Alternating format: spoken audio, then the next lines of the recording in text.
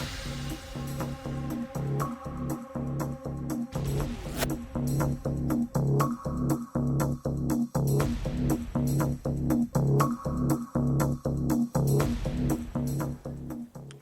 সকাল প্রিয় দর্শক, সবাইকে আমন্ত্রণ জানাচ্ছি চ্যানেল 24 এর নিয়মিত স্বাস্থ্য বিষয়ক আয়োজন জিসকা ফার্মাসিউটিক্যালস লিমিটেড নিবেদিত পিউলি মেডিকেল 24 এ। আমি ডাক্তার সাদিয়া সুলতানা আপনাদের সাথে আছি। দর্শক, আমাদের অন্যতম প্রধান সম্পদ হচ্ছে শিশুরা, কিন্তু এই শিশুটি যখন অসুস্থ হয়ে যায় পরিবারের সবাই উদ্বিগ্ন হয়ে পড়ে। অথচ বিভিন্ন ধরনের সংক্রামক রোগে ইদানিং আমাদের শিশুরা আক্রান্ত হচ্ছে বারবার।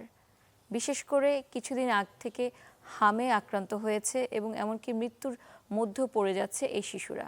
পাশাপাশি ইদানিং আমরা দেখতে পাচ্ছি ডেঙ্গুর সংখ্যা বেড়ে যাচ্ছে। ডেঙ্গুতেও শিশুরা কিন্তু খুব দ্রুত আক্রান্ত হয়ে পড়ছে এবং অবস্থা খারাপের দিকে যাচ্ছে। আমরা আসলে কি করব আমাদের এই শিশুদেরকে নিয়ে, সে নিয়ে আজকে আমাদের আলোচনা। তাই আজকে আলোচনার বিষয় হচ্ছে হাম ও ডেঙ্গুতে শিশু পরিচর্যা। এবং কথা বলতে আমাদের সাথে আজকে স্টুডিওতে উপস্থিত আছেন আমাদের দেশের একজন প্রখ্যাত শিশু বিশেষজ্ঞ ডাক্তার কায়রুন নাহার লুনা। স্বাগত জানাচ্ছি আপনাকে আমাদের এই অনুষ্ঠানে। ধন্যবাদ। আমরা আজকে শিশুদের নিয়ে কথা বলতে এসেছি। আপনি শিশু স্বাস্থ্য নিয়ে কাজ করছেন, তো দেখা যাচ্ছে যে বিভিন্ন সময় বিভিন্ন ধরনের সংক্রামক রোগে শিশুরা আক্রান্ত হচ্ছে এবং সংক্রামক রোগের মধ্যে যেমন আছে নিউমোনিয়া, যেমন আছে হাম, কখনো কখনো আমরা দেখি যে বাচ্চাদের ডেঙ্গুতে আক্রান্ত হয়ে যাচ্ছে, আবার বিভিন্ন আলাদা আলাদা ভাইরাস রোগে আক্রান্ত হয়। তো এই যে বিভিন্ন সময় রোগগুলো হচ্ছে একটা কমন বৈশিষ্ট্য থাকে, সেটা হচ্ছে জ্বর। তো জ্বর যতক্ষণ হচ্ছে এই ধরনের শিশুদের, আমরা কিভাবে বুঝবো যে এই শিশুকে নিয়ে একটু সতর্ক বেশি হতে হবে? জ্বর একটা এখন যে ভাইরাস জনিত যে জ্বরগুলো হচ্ছে, তো এটা ভাইরাসের জনিত রোগগুলো আমরা মূলত বেবিদের বাসায় রাখতে পারি। এর তো স্পেসিফিক তেমন কোনো ট্রিটমেন্ট নেই, কিন্তু আমরা কখন চিন্তিত হব, কখন বিষয়টা চিন্তার বিষয়টা হচ্ছে জ্বরের পাশাপাশি সর্দি কাশি, এটা কমন, এটা থাকতেই পারে, কিন্তু আপনার জ্বরের পাশাপাশি যদি গায়ে যদি র্যাশ দেখা দেয় বা জ্বরের পাশাপাশি বাচ্চা ঘন ঘন বমি করছে, বাচ্চা কিছু খাচ্ছে না, বাচ্চা নিস্তেজ হয়ে পড়ছে, বাচ্চার প্রস্রাবের পরিমাণ কমে যাচ্ছে, বা বাচ্চার র্যাশের পাশাপাশি বাচ্চার প্রস্রাব পায়খানার সাথে রক্তপাত হচ্ছে, অথবা বাচ্চার মুখ থেকে অথবা নাক থেকে ব্লিডিং হচ্ছে, অথবা বাচ্চার খিঁচুনি হচ্ছে, বাচ্চা নিস্তেজ হয়ে যাচ্ছে, এগুলো বিপদ সংকেত। এই বিপদ সংকেতগুলো দেখা দিলে আর বাড়িতে বসে থাকা যাবে না, অতি সত্বর হাসপাতালে ভর্তি হতে হবে বা নিকটস্থ একজন বিশেষজ্ঞের শরণাপন্ন হতে হবে। জি, তো এই যে আপনি বলছেন যে অনেক ধরনের বিপদ সংকেত থাকছে, এই বিপদ সংকেতগুলো হলে আর দেরি করার কোনো সুযোগই আসলে নেই। আমাদের দেশে ইদানিং যে আমরা হামের রোগী দেখতে পাচ্ছি, এই হামে সবচেয়ে বেশি আক্রান্ত হচ্ছে বোধহয় শিশুরা। হামটি অনেক বছর ধরেই আছে, হঠাৎ করে এই বছর যে এরকম বেড়ে গেল, এর পিছনে কি আপনি মনে করেন আলাদা কোনো কারণ আছে? আলাদা কিছু কারণ তো আছেই। সমসাময়িক একটা সমীক্ষায় দেখা গেছে যে বর্তমান মায়েরা ব্রেস্ট ফিডিংয়ে অতটা ইন্টারেস্টেড না। তো যেটা দেখা গেছে, অ্যাফেক্টেড যে বাচ্চাগুলো এবং যে বাচ্চাগুলো মারা যাচ্ছে তাদের বেশিরভাগই পর্যাপ্ত বুকের দুধ পায়নি, এটা হচ্ছে 1 নম্বর। আর আমাদের দেশে হামের টিকাটা শুরু হয় ইপিআই শিডিউলে, 9 মাসে আমরা প্রথম ডোজ দিই, 15 মাসে সেকেন্ড ডোজটা দিই। তো দেখা যায় যে বেশিরভাগ বাচ্চাগুলো 9 মাসে প্রথম ডোজটা পেয়ে থাকলেও তারা ডোজটা কমপ্লিট করে না, পরবর্তী সেকেন্ড ডোজটা নেয় না, এটা আর একটা কারণ। আরও একটা কারণ দেখা যাচ্ছে যে 9 মাসের ছোট যে শিশুগুলো, ওরা তো টিকাই পাচ্ছে না। সো তারা, এটা যেহেতু প্রচণ্ড ছোঁয়াচে একটা রোগ, তো তারা ইজিলি সংক্রমিত হচ্ছে। মানে তার মানে মায়ের থেকে তারা কোনো না কোনো ভাবে গ্রহণ করছে। তো হামটি আসলে কি ধরনের রোগ? এটি আসলে মূলত একটি ভাইরাল রোগ। এটি নিয়ে অত চিন্তারও কোনো বিষয় নাই, কিন্তু চিন্তার বিষয় হচ্ছে হামের কিছু কমপ্লিকেশনস যেগুলা, যেমন নিউমোনিয়া, ডায়রিয়া, কানে ইনফেকশন, ইভেন ব্রেনে ইনফেকশন পর্যন্ত হতে পারে। আচ্ছা, হাম যত না ক্ষতিকারক বা ভয়াবহ, তার থেকে ভয়াবহ হচ্ছে এর কমপ্লিকেশনসগুলো। আর ওই যে বললাম যে ছোঁয়াচে রোগ, এটা খুব দ্রুত স্প্রেড করে, এটা হাঁচি কাশি ইভেন নিঃশ্বাসের মাধ্যমেও ছড়াইতে পারে। একটি বাচ্চাকে আপনি জানেন না সে আক্রান্ত, আদর করছেন, আপনি নিজেই কন্টামিনেট হয়ে গেলেন, সেই মা থেকে বাচ্চা কন্টামিনেট হচ্ছে। আচ্ছা। যার কারণে এর ভয়াবহতা এবং পরিমাণটা এত বেশি। জি, আপনি খুব গুরুত্বপূর্ণ কথাটি বলেছেন এবং আমরা যে সাধারণত যে ধরনের রোগগুলো দেখি এর মধ্যে সবচেয়ে বেশি সংক্রামকের মাত্রা বোধহয় এই হামে। হামেরই বেশি। তো হামের সাধারণত আমরা এত বছর ধরে দেখে এসেছি, কখনো এরকম অবস্থা হয়নি যে হামের মাধ্যমে একটি শিশু মারা যাচ্ছে এবং সেটি 5-6 মাস ধরে এরকম হয়েই যাচ্ছে। তো হঠাৎ করে আমাদের দেশে যে এরকম বেড়ে গেল, আপনি কি মনে করছেন যে আমাদের দেশে যারা মানুষজন আছে, সাধারণ মানুষজন, তাদের মধ্যে সতর্কতার কোনো জায়গায় ঘাটতি আছে? সতর্কতা ঘাটতি, ওই যে ল্যাকিংস, সেকেন্ড ডোজটা তারা নিতে ইন্টারেস্টেড না। আর একটা মায়েরাও বুকের দুধটা ঠিকমতো খাওয়াচ্ছে না। আর একটা হচ্ছে ভিটামিন এ ক্যাপসুল, হামের পিছনে ভিটামিন এ ক্যাপসুলের একটি রোল আছে, এটাও ঠিকমতো দিচ্ছেন না। আচ্ছা, তো ভিটামিন এ ক্যাপসুল কিভাবে এখানে রোল প্লে করছে বা কিভাবে কাজ করছে? ভিটামিন এ ক্যাপসুল খেলে হাম হবে না সেটা বলা যায় না, কিন্তু ভিটামিন এ ক্যাপসুলটা খেলে হামের যে খারাপ বৈশিষ্ট্যগুলো আমি যে বললাম আপনাকে, নিউমোনিয়া, ডায়রিয়া, পানি শূন্যতা, কান ইনফেকশন, ব্রেন ইনফেকশন, এই ইনফেকশনগুলো কম হবে। জি, রোগ প্রতিরোধ ক্ষমতা বৃদ্ধি ক্ষেত্রে পাবে, কাজ করবে। তো এই যে হামটা যখন হচ্ছে তখন অভিভাবকদের কি করতে হবে ওই সময়টাতে?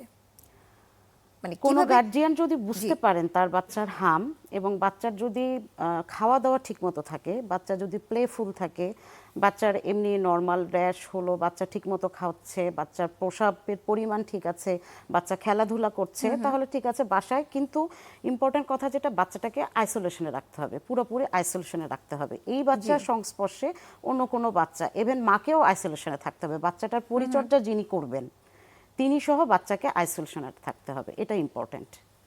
আর বাচ্চাকে পুষ্টিকর খাবার, তরল জাতীয় খাবার, এগুলো ঘন ঘন দিতে হবে। আর সব সময় দেখতে হবে যে বাচ্চাটা ঠিক আছে কিনা, প্লেফুল আছে কিনা। তো আমাদের দেশে তো এরকম অনেক পরিবার আছে যাদেরকে একই ঘরের মধ্যে থাকতে হয়। সংক্রমণের এটাই কারণ। জি, আচ্ছা, তাদের ক্ষেত্রে অ্যাকচুয়ালি কিছু করার সুযোগ আছে যে কিভাবে তারা এই হামটা থেকে একটু, বা হামের যে সংক্রমণটা এটা থেকে একটু প্রতিরোধ করার সুযোগ আছে কিনা? একই ঘরে থেকে সংক্রমণ, এটা নিরাময় হ্যাঁ। আসলে খুব ডিফিকাল্ট। হ্যাঁ, তো যেটা আছে যে হাসপাতালগুলো আছে সেখানে কখন চলে যাওয়াটা উচিত বলে আপনি মনে করেন? যদি কারো যদি একটা রুমেই যদি থাকতে হয় 4-5-6-7 জনকে, সেক্ষেত্রে তাকে তো আইসোলেশনে থাকতেই হবে। এবং তার যদি সেই ব্যবস্থা না থাকে, তাহলে আমাদের হাসপাতালগুলোতে যে আইসোলেশন ওয়ার্ড আছে সেখানে শরণাপন্ন হতে হবে।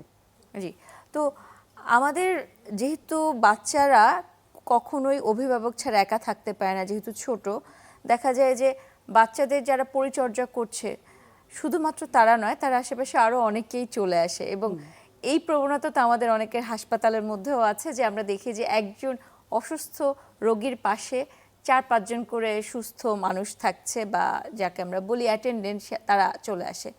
তাদের আসলে কি করণীয় আছে? না, এটা একদমই করতে দেয়া যাবে না। কারণ এই যে অ্যাটেন্ডেন্টরা অ্যাটেন্ড করছেন, তাদের থেকেও তো স্প্রেড করছে। আচ্ছা, আইসোলেশন ওয়ার্ডে কিন্তু তাদেরকে বাচ্চা দেখলে তো থাকবে, মনে হয় যে একদম সুস্থ। হ্যাঁ তারা সুস্থ, তাদেরকে দেখলে বাহির থেকে তো আর বোঝার উপায় নাই। কিন্তু আচ্ছা। ওই যে আমি বললাম হাঁচি, কাশি, সর্দি, এভেন নিঃশ্বাসের মাধ্যমে ছড়াচ্ছে। আইসোলেশন ওয়ার্ডে বাচ্চা থাকবে বাচ্চার মার সাথে, এতটুকুই। তো এদের ক্ষেত্রে যে আমরা কোভিডের সময় দেখেছি, আমরা মোটামুটি অনেক সতর্ক ছিলাম, দূরত্ব মানতে হবে এবং কিভাবে কাশি দিতে হবে, এই ব্যাপারগুলো শিক্ষা নেওয়া হয়েছে। তো এখন কি এইগুলোর প্রয়োজন আছে বলে আপনি মনে করেন? আসলে ছোট্ট শিশু 2-3 মাস 4 মাসের বাচ্চা, ও তো মাস্ক ইউজ করতে পারবে না, এটা তো মানে বলে কোনো লাভ নেই। কিন্তু সেই ক্ষেত্রে বাচ্চার যে কেয়ার গিভার বা বাচ্চার যে মা, তিনি মাস্ক ইউজ করতে পারেন। জি, তো হামের ক্ষেত্রে আপনি একটু আগে বলেছিলেন যে বাচ্চাদেরকে তরল খাবার গ্রহণ করার ব্যাপারটাতে আর একটু জোর দিতে হবে, এটার কোনো গুরুত্ব আছে? তরল খাবার, ওই যে পানি শূন্যতা, পানি শূন্যতা প্রতিরোধ করতে হবে, বাচ্চাকে নিউট্রিশাস রাখতে হবে। শুধু তরল খাবার না, তরল খাবারের পাশাপাশি পুষ্টিকর খাবারও দিতে হবে। জি, তো হামের ক্ষেত্রে তো অবশ্যই টিকার একটি বড় ভূমিকা আছে। টিকাটি কখন দেওয়া উচিত? এটা তো আমাদের দেশে 9 মাস থেকে শুরু করতে হয়। তো একটি বাচ্চা যখন মায়ের শরীরে থাকে, মায়ের গর্ভ থেকেও সে 6 মাস পর্যন্ত প্রোটেক্টেড থাকে। তো সেক্ষেত্রে এটি 6 মাস থেকে শুরু করা যেতে পারে। আচ্ছা, তারপরে দ্বিতীয় ডোজটি কখন দিতে হবে? 6 মাসে প্রথম ডোজটা পেলে সে অ্যাজ ইউজুয়াল দ্বিতীয় ডোজটা 15 মাসে নিতে পারবে। 6 মাসে ফার্স্ট ডোজটা পেলেও তো সে কিছুটা প্রোটেক্টেড থাকবে। জি, তো টিকার ব্যাপারে ইদানিং একটা অসচেতনতা কাজ করছে, অনেকেই দিতে খুব একটা উৎসাহী হচ্ছে না, বিশেষ করে করোনা পরবর্তী সময়। এই ব্যাপারে আপনার কি মতামত, যে আসলে কতটুকু জরুরি? না, এটা তো পুরোপুরি ভ্রান্ত ধারণা, কিন্তু হ্যাঁ অনেকেই দেখা যাচ্ছে যে টিকার ব্যাপারে একটু ইন্টারেস্টেড কম। এটা ওই যে টিকা দিলে সাধারণ বাচ্চাদের একটু তো জ্বর থাকে, যেটা 24 আওয়ার্স স্টে করে নর্মালি, কিন্তু এটা অনেকের ভয় মনে করে যে বাচ্চার জ্বর হচ্ছে, বাচ্চা কান্নাকাটি করছে, বাচ্চা হাত পা নাড়ানাড়ি করছে না, বাচ্চা প্যানিক হয়ে যাচ্ছে। এটাই মূলত একটি ভয়ের কারণ আর কি, কিন্তু এটা তো নর্মাল। আচ্ছা, জ্বর হওয়ার ব্যাপার নিয়ে অনেকে কিন্তু ভয় কাজ করে, যে বাচ্চার একবার টিকা দেওয়া হয়েছে, যেমন বিশেষ করে যেই টিকাগুলোর ক্ষেত্রে 2টি বা 3টি ডোজ আছে, একবার যখন দেওয়া হলো তার জ্বর আসলো এবং পরবর্তীতে দেখা যায় অভিভাবক দ্বিতীয় ডোজটি দিতে চায় না, জ্বর আসার ভয়। এই ব্যাপারে একটু আপনার মন্তব্য জানতে চাই আমাদের দর্শকের উদ্দেশ্যে। ভ্যাকসিন দিলে প্রথম 24 আওয়ার্স বাচ্চার 100 ডিগ্রি ফারেনহাইট এরকম একটা জ্বর আসতে পারে, এটা নর্মাল। আর লোকাল সাইটে একটু লালচে ভাব, একটু র্যাশ, একটু চুলকানো, বাচ্চার জ্বর আসলে একটু তো কান্নাকাটি করবেই, এটা খুব নর্মাল। কিছু পেতে হলে তো কিছু ছাড় দিতেই হবে, এইটুকু ছাড় আমাদের গার্ডিয়ানদের মেনে নিতে হবে। আচ্ছা, তার মানে জ্বরটা আসলে ভয় পাওয়ার কোনো কারণই নেই। আচ্ছা, তো জ্বরের সাথে যখন র্যাশ আসবে এবং দেখা যায় যে হামেরও কিছু র্যাশের বৈশিষ্ট্য আছে, দুটি কি একই রকম নাকি একটু আলাদা? একটু আলাদা। জ্বরের সাথে নর্মাল ভাইরাল ফিভারও র্যাশ আসে, কিন্তু হামের যে র্যাশটা সেটা সাধারণত ডে 3 থেকে, আর জ্বরের সাথে এদের রানিং নোজ থাকবে, চোখ দিয়ে পানি পড়বে, চোখ লালচে হবে, এটা তো একটা বৈশিষ্ট্য থাকবেই। আর এটা র্যাশটা সাধারণত দেখা যায় যে কানের পিছনে চুলের গোড়া থেকে সাধারণত র্যাশটা শুরু হয়। মুখে কপ্লিক স্পট নামে একটা স্পট থাকে এবং এই র্যাশটা খুব দ্রুত স্প্রেড করে, এটা মুখ থেকে শুরু করে নিচের দিকে এক্সটেন্ড করতে থাকে। আচ্ছা, তো এই ধরনের যখন উপসর্গ চলে আসবে তখনই কি হাসপাতালে চলে যাবে, নাকি তখন অন্য কোনো পদ্ধতি বাসায় গ্রহণ করা সম্ভব? যদি মা সন্দেহ মনে করেন যে এটি হাম, তাহলে তো অবশ্যই চিকিৎসকের পরামর্শ নিতে হবে। এবং আমি একটা কথা বারবার বলবো যে বাচ্চাকে বাড়িতে রেখে ট্রিটমেন্ট করা গেলেও একজন ডক্টরের সুপারভিশনে থাকতে হবে, কারণ কমপ্লিকেশন তো যে কোনো মুহূর্তেই হতে পারে। আচ্ছা, তো হাম নিয়ে তো আমরা অনেক কথা বললাম, মোটামুটি নিশ্চয়ই আমাদের দর্শকদের একটা ধারণা হয়েছে যে হাম আসলে কি এবং কি করতে হবে ইত্যাদি। আরেকটি রোগ নিয়ে কথা বলতে চাই, যে রোগটি ইদানিং বিশেষ করে এই যে বৃষ্টি হচ্ছে এর মধ্যে বেড়ে যাচ্ছে, এবং বিশেষ করে আমরা শহর অঞ্চলেও যেমন দেখছি, গ্রাম অঞ্চলেও খুবই পূর্ব পরিচিত একটি রোগ। আবার সেই পরিচিত রোগটি নতুনভাবে দেখা যাচ্ছে, তা হচ্ছে গিয়ে ডেঙ্গু। ডেঙ্গু কি ধরনের রোগ, সেই ব্যাপারটা দিয়ে একটু শুরু করতে চাই। ডেঙ্গু এটাও একটি ভাইরাল রোগ। এটা আসলে আমরা আগে যেটা মনে করতাম যে বর্ষাকালে রেইনি সিজনে সাধারণত এটি বেশি হয়, কিন্তু ইদানিং কেন যেন দেখা যাচ্ছে এটা কোনো মৌসুমী রোগ না, বরং এটা সারা বছর ধরেই হচ্ছে এবং এটি মূলত মশার কামড় থেকেই হচ্ছে। এবং আর ইদানিং এবছর যেটা দেখা গেল যে গত 1.5-2 মাস ধরে বৃষ্টি হচ্ছে, এটাও মূলত একটা অন্যতম কারণ। পানি জমছে, অপরিষ্কার অপরিচ্ছন্ন জায়গায় জমা পানি, স্থির পানিতেই তো অ্যাকচুয়ালি এডিস মশা ডিম পারে, এ কারণেই ডেঙ্গুর এত ঘন ঘন দেখা যাচ্ছে এবং আচ্ছা। এটি মূলত সারা বছর জুড়েই হচ্ছে। জি, তো আমরা তো আগে জানতাম যে ডেঙ্গু শুধুমাত্র একটি নির্দিষ্ট সময়ে হয়, এখন মোটামুটি সারা বছরই ধরেই হচ্ছে। এবং আগে যেটা শুনতাম যে পানিটা পরিষ্কার হতে হবে, কিন্তু এখন তো দেখা যাচ্ছে যে ড্রেনের পানিতেও হচ্ছে। তো এই পার্থক্যগুলো কি ইদানিংকার সমস্যা নাকি আগে থেকেই ছিল? ড্রেনের পানিতে স্থির পানি, যে কোনো স্থির পানিতেই আপনার ডেঙ্গু ছড়াবে, সেটা ড্রেনের পানি হোক, পরিষ্কার পানি হোক বা অপরিষ্কার পানি হোক। কথাটা হচ্ছে পানিটা যদি স্টেগন্যান্ট অবস্থায় থাকে, স্থির অবস্থায় থাকে, সেই পানিতেই মশা ডিম পারবে, এডিস মশা ডিম পারবে এবং ডেঙ্গু ছড়াবে। আচ্ছা, তো ডেঙ্গু ছড়াচ্ছে তো মশার মাধ্যমে, ডেঙ্গু কিভাবে একজন থেকে আরেকজনের মধ্যে ছড়াচ্ছে, মানে এটি? আপনি ডেঙ্গু রোগী, আপনি আমার গেস্ট, আমার বাসায় আসলেন, আপনাকে একটা সুস্থ মশা কামড় দিল, বাসা বাড়িতে মশা থাকবেই, একটা সুস্থ মশা কামড় দিল, সেই মশাটা কিন্তু এফেক্টেড হয়ে গেল, আচ্ছা, কারণ আপনি ডেঙ্গু বহন করছেন, ডেঙ্গুর জীবাণু বহন করছেন। এখন সেই সুস্থ মশাটি ওই বাড়ির যাকে যাকে কামড় দিবে সবাই এফেক্টেড হবে। ও, এই কারণে ডেঙ্গুটা এভাবে ছড়াচ্ছে। তো ডেঙ্গুতে আমরা দেখি যে সবচেয়ে বেশি সতর্কতা নেওয়া হয় বাচ্চাদের ক্ষেত্রে এবং বয়স্কদের ক্ষেত্রে। বাচ্চাদের ক্ষেত্রে এত সতর্কতা হওয়ার পিছনে কারণটা কি? ডেঙ্গুর যে সিমটমগুলা, যে ডেঙ্গুতে যেহেতু দেখা যায় যে জ্বরের পাশাপাশি চোখে ব্যথা, মাথা ব্যথা, চোখের পিছনে ব্যথা, বাচ্চারা তো এই সিমটমগুলো বলতে পারে না। ওর পক্ষে তো বলা সম্ভব না যে আমার মাথার পিছনে ব্যথা, চোখে ব্যথা, স্পেসিফিক ভাবে ব্যথা। অনেক সময় বলে মা আমার পেটে ব্যথা, কিন্তু ওটা আমরা অনেক সময় ইগনোর করি। তো এই যে ইগনোরগুলো, এবং বাচ্চারা তো ঠিকমতো ওদের কমপ্লেনগুলো বলতে পারে না, তো যার কারণে ওরা এফেক্টেড হয় বেশি, এবং ওদের মানে রোগের ভয়াবহতাও বেশি হয় আর কি, আমাদের বুঝতে না পারার কারণে, গার্ডিয়ানরা সচেতন না থাকার কারণে। ডেঙ্গুতে একটি কথা বলে যে শরীর ব্যথা করে, এটি একজন শিশুর ক্ষেত্রে কিভাবে অভিভাবক বুঝবে যে তার বাচ্চার ডেঙ্গুর উপসর্গগুলো থেকেই হচ্ছে এই সমস্যা? বাচ্চা যদি শরীর ব্যথা করে, ও সাধারণত দেখা যাবে যে নিস্তেজ হয়ে থাকবে, খেলতে চাবে না, শুয়ে থাকবে, বা হয়তো বলবে যে, খুব বেশি হলে বলতে পারে মা আমার ভালো লাগছে না। অনেক সময় জয়েন্টেও ব্যথা হয়। যে বাচ্চাটা হামাগুড়ি দেয়, সে হামাগুড়ি দিবে না, মানে নিস্তেজ অবস্থায় বসে থাকবে, ইনঅ্যাক্টিভ অবস্থায় থাকবে। আচ্ছা, তো ডেঙ্গুর ক্ষেত্রে কখন গিয়ে অভিভাবক পরীক্ষা করবে? ডেঙ্গুর ক্ষেত্রে নিশ্চয়ই কিছু পরীক্ষা করার ব্যাপার থাকে। এখন জ্বর, এটাও তো ভাইরাল ফিভার। ডেঙ্গুতে আমার মনে হয় যেটা, যে প্রথম 3 দিনের মধ্যে অ্যাটলিস্ট এটা ভাইরাল ফিভার হলেও ডক্টরের কাছে যাওয়া উচিত, এবং শুধু ডেঙ্গু না, যে কোনো জ্বরের 3 দিনের মধ্যেই টেস্ট করা উচিত। জি, তো ডেঙ্গুর যে আপনি বলছিলেন যে অনেকগুলো উপসর্গ আছে, তো উপসর্গগুলোর মধ্যে ইদানিং আমরা একটা জিনিস দেখতে পাই, তা হচ্ছে অনেকে শুধু কাশিটা নিয়েও চলে আসে, যে জ্বরের শরীর ব্যথা পাশাপাশি হয়। হ্যাঁ, কাশি। এটির থেকে কি ডেঙ্গু হতে পারে, বা এরকম উপসর্গের সাথে ডেঙ্গুর সম্পর্ক আছে? হ্যাঁ, হতে পারে। জ্বরের পাশাপাশি শুধু কাশি নিয়ে সে আসলো ডক্টরের কাছে, পরে টেস্ট করে দেখা গেল যে পজিটিভ অথবা নেগেটিভ। তো এইসব ক্ষেত্রে অভিভাবক যে পরীক্ষাগুলো করবে সেটি কি নিজে থেকেই করবে, নাকি কোনো চিকিৎসকের পরামর্শ নিয়ে করবে? অবশ্যই চিকিৎসকের পরামর্শ নিয়েই করবেন, কারণ 3 দিনের জ্বরে আপনি আসলেন, শুধু যে জ্বর আর র্যাশ মানেই যে ডেঙ্গু তা তো না, অন্য কিছু তো হতে পারে। যেমন কিছুক্ষণ আগে আমরা হামের কথা জি বলেছিলাম, জি জি জি। হামের ক্ষেত্রে র্যাশ হচ্ছে, ডেঙ্গুর ক্ষেত্রে র্যাশ হচ্ছে, পার্থক্য কিভাবে করা যেতে পারে? সাধারণত একটা কমন পার্থক্য যেটা হামের সাথে আপনার নাক দিয়ে পানি পড়া, চোখ লালচে হওয়া, চোখ দিয়ে পানি পড়া, এই সিমটমসগুলো থাকবে, যেটা ডেঙ্গুর জ্বরে থাকবে না। ডেঙ্গুর জ্বরে নর্মাল জ্বরই থাকবে, সাধারণত নাক দিয়ে পানি পড়া, চোখ লালচে হওয়া এগুলো থাকবে না। তো কি কি পরীক্ষা করতে হবে এই ডেঙ্গু রোগটি নির্ণয় করার জন্য? ডেঙ্গু যদি আমরা সাসপেক্ট করি, পেশেন্ট যদি প্রথম 3 দিনের মধ্যেই আসে, ডেঙ্গু NS1টা টেস্ট করতে হবে। আর যদি 3 দিনের পরে আসে, তাহলে আমরা ডেঙ্গু অ্যান্টিবডি টেস্ট করে আমরা নিশ্চিত হতে পারি যে এটা ডেঙ্গু কিনা। জি, ধন্যবাদ।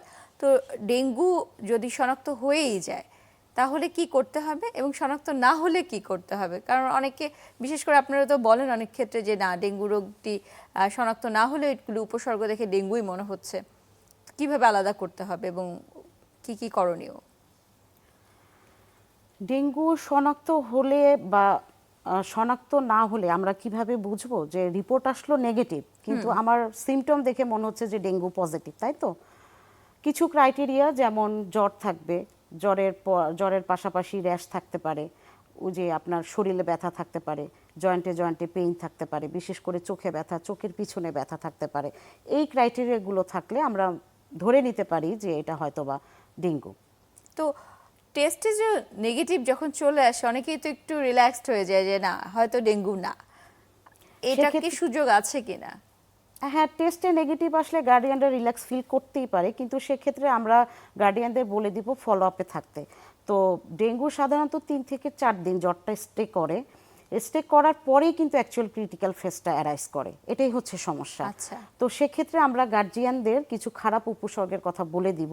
এই উপসর্গগুলো দেখা দিলে অবশ্যই নিকটস্থ হাসপাতালে ভর্তি হতে হবে, নিকটস্থ ডাক্তারের সঙ্গে যোগাযোগ করতে হবে। জি।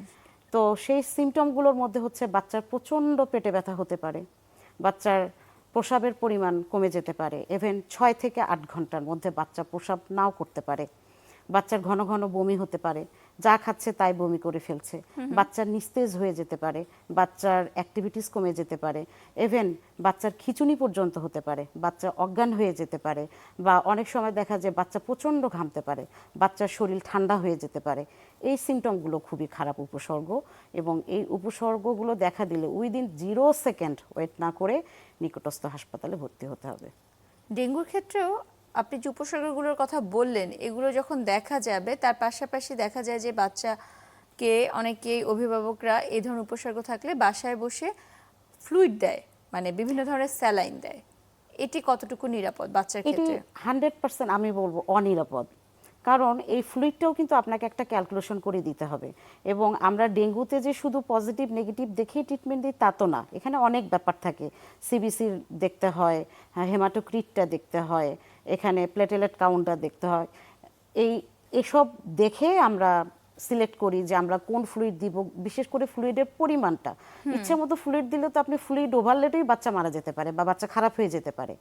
সো বাসায় বসে স্যালাইন দেওয়ার তো কোনো অপশনই নেই। আচ্ছা, কিন্তু এটা তো প্র্যাকটিস করা হচ্ছে। এটা তো ম্যাল প্র্যাকটিস। জি জি। তো ফ্লুইড ওভারলোডের ব্যাপারে একটু যদি আমাদের রোগীদেরকে ধারণা দেন বা আমাদের দর্শকদেরকে ধারণা দেন, এটি কি জিনিস? ফ্লুইড ওভারলোড বলতে যেটা বোঝাচ্ছে বাচ্চার শ্বাসকষ্ট হবে এবং শরীরের বিভিন্ন অংশে পানি জমে যাবে। এবং বাসায় বসে তো বাচ্চার শ্বাসকষ্ট ম্যানেজ করা সম্ভব না। তো এটি যদি হয় তাহলে কি হতে পারে জটিলতা? এরকম অবস্থা হলে, শ্বাসকষ্ট হয়ে গেলে পরবর্তীতে সেই ধরনের বাচ্চাদেরকে রিকভারি করানো সম্ভব? রিকভারি করা সম্ভব, কিন্তু এটা খুব ক্রিটিক্যাল। তো বাচ্চাকে তো আমরা নিজেরাই খারাপ করছি, নিজেরাই এত খারাপ করার দরকারটা কি? এর থেকে হসপিটালাইজড হয়ে ডক্টরের পরামর্শে ফ্লুইড দেয়াই তো বেটার। জি।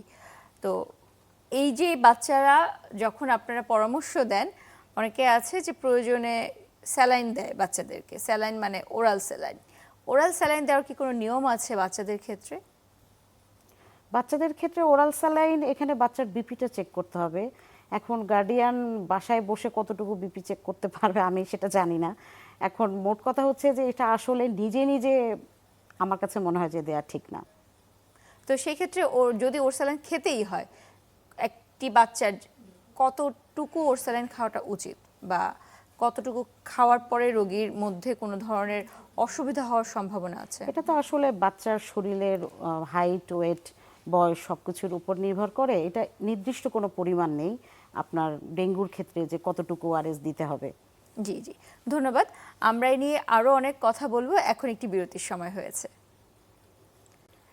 প্রিয় দর্শক, পিউলি মেডিকেল 24 থেকে যাচ্ছি একটা ছোট্ট বিরতিতে, ফিরবো একটু পরেই আমাদের। প্রিয় দর্শক, বিরতির পর আবারও আমন্ত্রণ জানাচ্ছি পিউলি মেডিকেল 24-এ জিসকা ফার্মাসিউটিক্যালস লিমিটেড নিবেদিত অনুষ্ঠানে। আজকে আমরা কথা বলছি হাম ও ডেঙ্গুতে শিশুর পরিচর্যা। আমরা ডেঙ্গুর কথা শুনছিলাম যে ডেঙ্গুতে বাসায় কি করতে হবে। তো বাসায় অনেকে ওরস্যালাইন খাওয়ায়, বিশেষ করে অভিভাবকরা যখন দেখে যে বাচ্চা একটু দুর্বল হয়ে যাচ্ছে। ওরস্যালাইন খাওয়ানোর ব্যাপারে বড়দের যেরকম একটি নির্দিষ্ট নিয়ম আছে, বাচ্চাদের ক্ষেত্রে নিয়মটি কীরকম? বাচ্চাদের ক্ষেত্রে প্রথমে আমরা কিন্তু ওয়ার্ডে এরকম অনেক পেশেন্ট পাই যে বাচ্চাকে ওরস্যালাইনটা ঠিকমতো বানাতে পারেনি। মা বলছে ওরস্যালাইন খেয়েছি, ওরস্যালাইন খাওয়ানোর পরে বাচ্চা এরকম শ্বাসকষ্ট হচ্ছে, নিস্তেজ হয়ে গেছে বা অজ্ঞান হয়ে গেছে। এটা অ্যাকচুয়ালি আমি যেটা বলতে চাই অভিভাবকদের, ওরস্যালাইনটা বানাতে হয় কিভাবে। প্রথমে অনেকে মনে করে যে আমার ছোট বাচ্চা, ওর জন্য কি 1 প্যাকেট স্যালাইন লাগবে? প্রথম প্রশ্ন হচ্ছে হ্যাঁ, বাচ্চা যত ছোটই হোক না কেন 1 প্যাকেট স্যালাইন লাগবে। এখন কতটুকু পানি দিব? 500 ml পানি দিব। দরকার হলে আমরা অনেক সময় আন্দাজে যে হ্যাঁ এই মগটাতে 1/2 লিটার পানি ধরবে, কিন্তু কোনো আন্দাজ এখানে না। আমি যেটা বলবো যে বাজার থেকে 500 ml একটা পানির বোতল কিনে আনবেন এবং সেই পানির বোতলে 1 প্যাকেট পুরোটা ঢালবেন। এবং এখানে পয়সার হিসাব করা যাবে না যে আমার বাচ্চা তো হাফ গ্লাসও খেতে পারবে না, সেখানে আমার 500 ml বানায় কি হবে। এটা মানে প্রচন্ড ভ্রান্ত ধারণা, এতে বাচ্চাদের ক্ষতিটা হয় বেশি। কারণ স্যালাইনের মধ্যে যে উপাদানগুলো এগুলোর কম বেশি এটা কিন্তু অত্যন্ত ক্ষতিকারক। আচ্ছা। তো সঠিক নিয়মটা হচ্ছে 500 ml পানিতে 1 প্যাকেট পুরোটুকু স্যালাইন গুলাতে হবে এবং এটা বাচ্চা যতটুকু ইনটেক করতে পারে একটু পরপর বারবার খাওয়াতে হবে। আর এটি একবার গুলালে 6 থেকে 8 ঘন্টা নর্মাল টেম্পারেচারে স্যালাইনটা ভালো থাকে এবং 8 ঘন্টা পর আমি বলবো যে আবার নতুন করে বানাতে। বাচ্চা 8 ঘন্টায় যতটুকু খেতে পারলো খেলো, তারপরে আবার নতুন করে বানিয়ে বাচ্চাকে দিতে হবে, অফার করতে হবে। আর ডেঙ্গুতে যে শুধু যে স্যালাইন তা না, এখানে আমরা ডাবও দিতে পারি, লিকুইড জাতীয় খাবার, স্যুপ দিতে পারি, তরল লিকুইড জাতীয় খাবারগুলো এগুলো আমরা একটু বেশি বেশি দেওয়ার জন্য সাজেস্ট করি। আর পুষ্টিকর খাবার তো সাথে থাকবেই। জি, ধন্যবাদ। ডেঙ্গুতে ইদানিং আমরা শুনছি ভ্যাকসিন আসছে বা একটা টিকা আসছে, এই ব্যাপারে যদি কিছু বলেন। ভ্যাকসিন সম্পর্কে যেটা বলবো আমি, এটা জাপানিজ একটা কোম্পানি, এটা ডেঙ্গুর একটি টিকা বের করেছে এবং এটা থাইল্যান্ডে দেয়া হচ্ছে এবং আমাদের পার্শ্ববর্তী দেশ ইন্ডিয়ায় এটা ট্রায়াল বেস চলছে। আমাদের দেশের সরকার বা ডিজিএস থেকে এখনো এটি অনুমোদন দেয়া হয় নাই, কাজেই এটা আমাদের দেশে এখন পর্যন্ত কিন্তু পাওয়া যাচ্ছে আইসিডিডি না। এর ভিত্তিক একটি গবেষণা চালিয়ে যাচ্ছিল। এটা হ্যাঁ চালিয়ে যাচ্ছিল, কিন্তু এটা এখনো ফাইনাল রেজাল্ট আমরা পাইনি এবং এটা আমরা এখনো বাজারে এটা পাওয়া যাচ্ছে না। তো অনেকেই তো অবস্থা সম্পন্ন বিত্তবান যারা আছেন, থাইল্যান্ডে বেড়াতে যান বা চিকিৎসা পারপাসে যান, ওনারা ওখানে গেলে এটা দিতে পারবেন। আর আমাদের ডিজি হেলথের ওয়েবসাইটে এটা চালু হলেই আমরা নিজেরা সবাই জানতে পারবো যে এটা আসলে আমরা দিতে পারবো কিনা। এবং এটি ওরা যেটা বলছে, এটি 6 বছরের উপরে বাচ্চাদের দিতে হবে, 6 বছর থেকে শুরু করতে হবে। এটি 2টো ডোজ, ফার্স্ট ডোজ দেওয়ার 3 মাস পরে সেকেন্ড ডোজটা দিতে হবে। আর এখানে আমি একটা কথা বলবো যে আমাদের দেশে এখনো আসেনি, আমরা দিতে পারছি না, এটা নিয়ে তো ভয় নেওয়ার কারণ নেই। কারণ ভ্যাকসিন দিলেই যে আমার ডেঙ্গু হবে না তা তো না, হয়তো বা ভয়াবহতা কমবে, আমরা মৃত্যুর হার কমাতে পারবো সেটা অবশ্যই, কিন্তু ভ্যাকসিনের থেকে আমি যেটা বলবো যে প্রতিরোধটা গুরুত্বপূর্ণ। এখন খুব ছোট ছোট সিম্পল মেজারমেন্ট, আমাদের বাসার আশেপাশটা আমরা পরিষ্কার রাখবো, আমাদের কম বেশি বাসার বারান্দা বা ছাদে ফুলের গাছ তো থাকেই, ফুলের গাছ, গর্ত টাইপ যে শোপিস বা পানির টায়ার, মানে আমরা খেয়াল রাখবো কোনোখানেই যেন আপনার পানি জমে না থাকে, সেই পানিগুলো আমরা চেঞ্জ করব। ইভেন বাসার ফুলদানিতেও আমরা যদি পানি রাখি 7 দিন পর পর সে পানিটা আমাদের চেঞ্জ করতে হবে। আরও কিছু ছোট ছোট মেজারমেন্ট, ছোট বাচ্চাদের ক্ষেত্রে আমরা ফুল স্লিভ ড্রেস পরাবো, মশারি ইউজ করব, তারপরে হচ্ছে যে আপনার যে রিপেলেন্ট সেটা ইউজ করতে পারি। এই সমস্ত ইয়েগুলো আমাদের নিতে হবে, মেজারমেন্টগুলো নিতে হবে। এবং বাচ্চার স্কুলে আপনার ডেঙ্গু যে বাসা থেকেই ছড়াচ্ছে সেটা আমরা বলবো না, বাচ্চার স্কুল কর্তৃপক্ষকেও এটা মেজার নিতে হবে। জি, আপনি খুবই গুরুত্বপূর্ণ কথাটি বলেছেন যে বাচ্চা তো একটা নির্দিষ্ট সময় স্কুলে থাকছে এবং দেখা যাচ্ছে যে ওখানে অন্য একজন বাচ্চা আক্রান্ত, সেই বাচ্চার পাশে আরেকজন বাচ্চা কয়েকদিন পরে আক্রান্ত হয়ে যাচ্ছে। তো এটি হামের ক্ষেত্রে একটু জানতে চাই, যদি এরকম কোনো উপসর্গ নিয়ে কোনো বাচ্চা স্কুলে যায় তখন আসলে অভিভাবকদের কি করণীয় এবং স্কুল কর্তৃপক্ষের কি করণীয়? অভিভাবক যদি ভুলবশত স্কুলে নিয়ে যায় তাহলে তো কিছু করার নেই। আর স্কুল কর্তৃপক্ষের অবশ্যই উচিত বাচ্চাটাকে অ্যাটলিস্ট 15 দিনের জন্য ছুটি দেয়া, বা বাচ্চাটাকে তো অবশ্যই 15 দিন পূর্ণ বিশ্রামে থাকতে হবে। এক্ষেত্রে কোনোভাবেই আমি গার্ডিয়ানদের রিকোয়েস্ট করব, অনেক সময় মনে করি যে বাচ্চার এই তো জ্বর, হালকা জ্বর, কেউ কিছু বুঝবে না, পরীক্ষাটা দিয়ে আসুক। এটা তো শুধু বাচ্চার নিজের জন্য ক্ষতি না, একটা এক্সাম এটাও তো বাচ্চার জন্য স্ট্রেস। আমার কি দরকার ছোট্ট একটা পরীক্ষা দেওয়ার, স্কুলের সবাইকে কন্টামিনেটেড করা। এটা অবশ্যই মানে আমার গার্ডিয়ানদের প্রতি রিকোয়েস্ট থাকবে, এ সময় বাচ্চাকে অ্যাটলিস্ট 15টা দিন বাচ্চাকে রেস্টে রাখবেন এবং আইসোলেশনে রাখবেন। জি অবশ্যই। তো বাচ্চাদের ক্ষেত্রে সেটি ডেঙ্গুই বলি বা হামি বলি, দুটির ক্ষেত্রে একটি সমস্যা পরবর্তীতে হয়ে যায়, যেটা একটা জটিলতা আকারে আপনি শুরুতে বলেছেন, এটা হচ্ছে গিয়ে নিউমোনিয়ার মতো অবস্থায় চলে আসে। এটি যদি হয়ে যায় তখন কি করতে হবে? নিউমোনিয়াটা বুঝবেন কিভাবে? বাচ্চার ঘন ঘন শ্বাসকষ্ট হবে, বুকের খাঁচা ডেবে যাবে, আর কাশি তো থাকতেই পারে। বাচ্চার শ্বাসকষ্ট হলেই হাসপাতালে ভর্তি হতে হবে।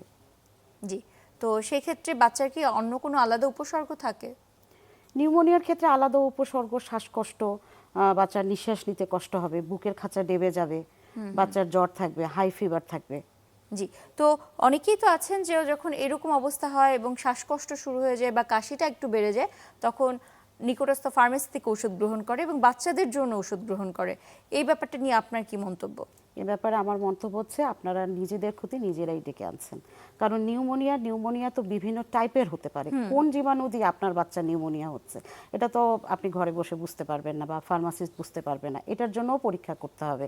এক এক নিউমোনিয়ার জন্য এক এক অ্যান্টিবায়োটিক সেই হিসাবে দিতে হবে। এবং বাচ্চাটার আপনার মুখে কাজ করছে কিনা, বাচ্চাটা মুখে অ্যান্টিবায়োটিক দিলে রেসপন্স করছে না করলেও তখন আমরা আইভি দিই, মানে শিরাপথে দিই। তো আপনি বাসায় বুঝে, এটা গার্ডিয়ানের পক্ষে বোঝা সম্ভব না যে আমার বাচ্চাকে মুখে অ্যান্টিবায়োটিক দিলেই ভালো হবে নাকি শিরাপথে দিতে হবে। আরেকটা গুরুত্বপূর্ণ কথা যেটা হচ্ছে অ্যান্টিবায়োটিক চুজ আপনাকে এটা জীবাণু দেখেই আপনাকে সে অনুসারে অ্যান্টিবায়োটিকটা দিতে হবে, এর জন্য তো আপনাকে পরীক্ষা নিরীক্ষা করতেই হবে। জি, তো পরীক্ষা নিরীক্ষার ব্যাপারে তো অনেকে চিন্তা করে যে কেন টাকা খরচ করব। পরীক্ষা না করলে তো আপনি আসলে জীবাণু আইসোলেশন রোগীর সিমটম দেখে বোঝা সম্ভব না। জি জি, বাচ্চার অবশ্যই। প্রপার ট্রিটমেন্টের জন্য এটা অবশ্যই দরকারি। জি, তো আমরা আসলে কথা বলতে বলতে আজকে অনুষ্ঠানে একদম শেষ পর্যায়ে চলে এসেছি। আপনাকে অসংখ্য ধন্যবাদ জানাচ্ছি আপনার মূল্যবান সময় থেকে আমাদেরকে সময় দেওয়ার জন্য। আপনাকে অসংখ্য ধন্যবাদ আমাকে আমন্ত্রণ জানানোর জন্য। জি, ধন্যবাদ। প্রিয় দর্শক, আজকে এখানেই বিদায় নিচ্ছি। ভালো থাকুন, সুস্থ থাকুন এবং অবশ্যই সচেতন থাকুন।